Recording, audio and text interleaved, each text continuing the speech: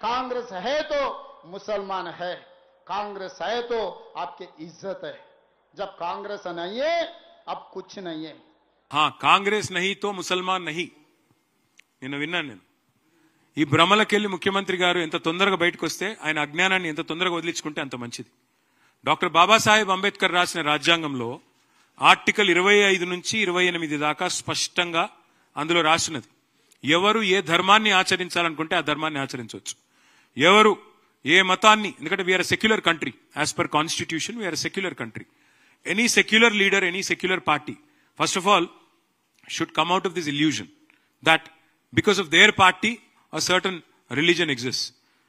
BJP లేకపోయినా హిందువులు ఉంటారు, కాంగ్రెస్ లేకపోయినా ముస్లింలు ఉంటారు, ఎవరు లేకపోయినా అందరూ ఉంటారు, భారతదేశం ఉంటుంది.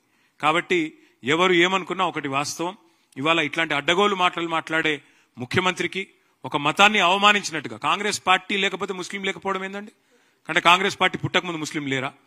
కాంగ్రెస్ పార్టీ ఆల్మోస్ట్ చచ్చిపోయింది, మొత్తం చచ్చిపోయాక కూడా ముస్లింలు ఉండరా?